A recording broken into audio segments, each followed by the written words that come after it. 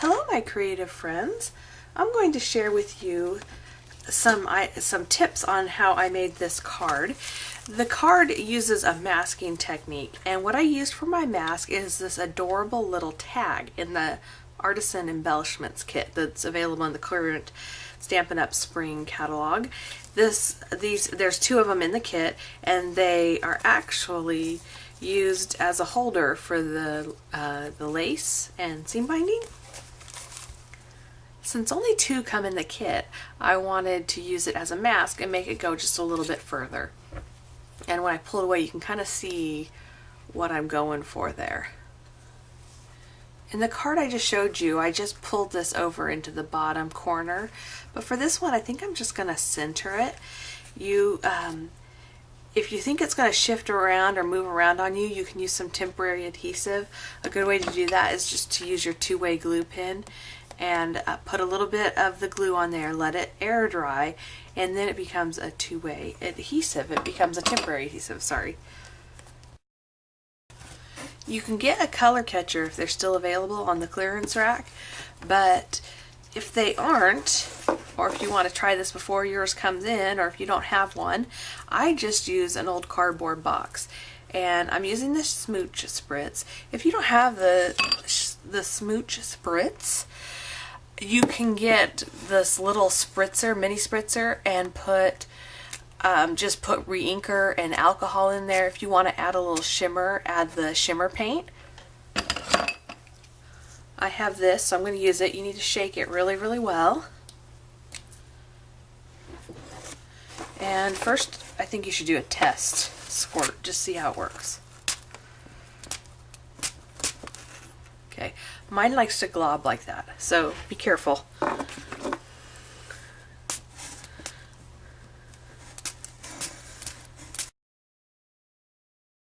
Since the gold is so light, I do extra spritzing. And go ahead, set it aside so it can dry. Once it's dry, you can just peel off your mask and the background is revealed. Don't you love that? I do. I love it. I can still use this again as a mask, or I can use it on a card. I could use the opposite side, and now it has this pretty gold shimmer to it. But I'm going to set this aside. I call it in Francaise, but I think that's wrong. I think it's something along the lines of in Francois. But I don't speak French, so please forgive me. I'm going to take a little bit of crumb cake, and I like to ink up the big background stamps upside down.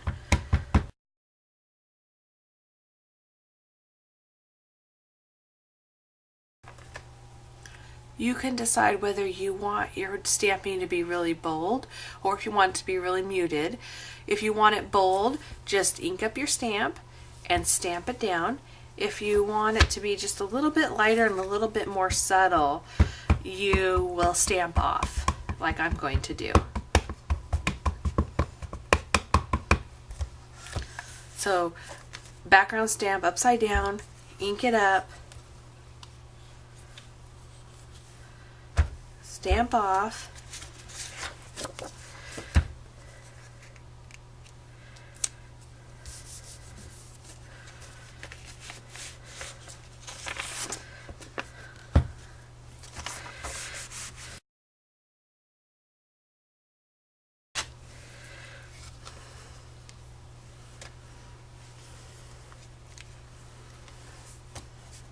beautiful.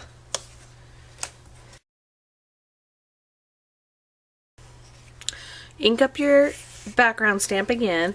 Take a 1.5 inch strip of crumb cake and just lay that on top of your background stamp.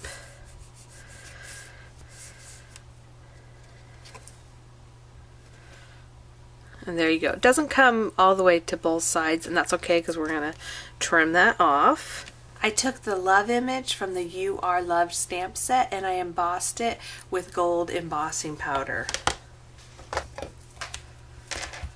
Take your Versamark, ink up your stamp, You want to make sure it's well inked so that you get a solid image.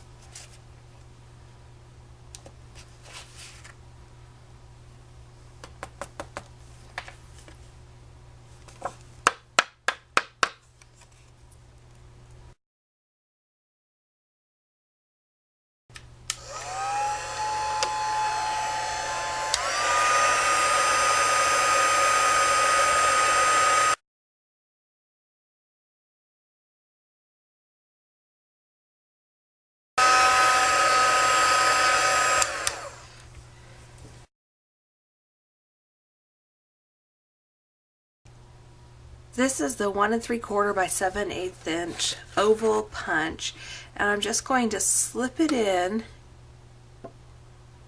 trying to get it as even as I can.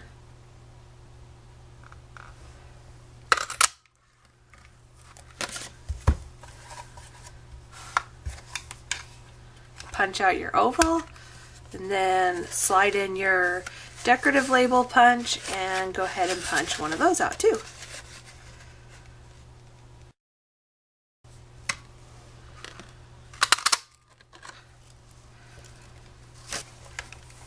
We have all the pieces now and ready to assemble. So the first thing I'm going to do is just take my snail and get some snail on the back of this crumb cake piece.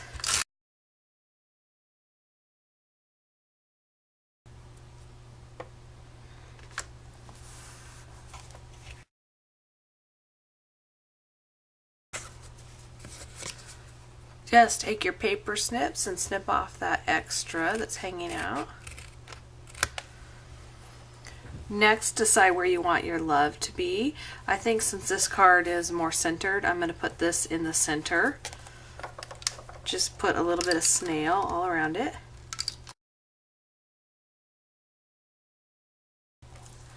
And then to give the illusion that this is threaded underneath or through that, I just laid it across the center and I wrapped my Very Vanilla satin ribbon around to the back. I like to adhere my ribbon with glue dots on the back, or sometimes I'll just use double-sided tape. I'm in a hurry, so I'm just gonna, and I've got the double-sided snail here, so I'm just gonna use that.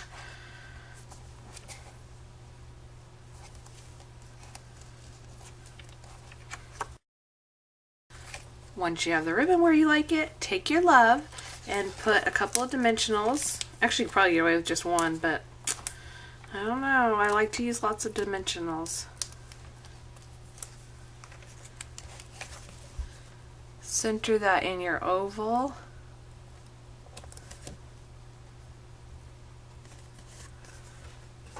And that is it for my card front. What I did on the finished card was I just put dimensionals in each corner and popped it up onto a standard card base. So the next time you get something with some really pretty packaging that you might want to keep and use and save, why not try using the masking technique? See what you can come up with. See what colors you can make with your own reinkers and spritzer tools. Thank you for joining me today. I hope you find some time today to get a little bit creative. Bye.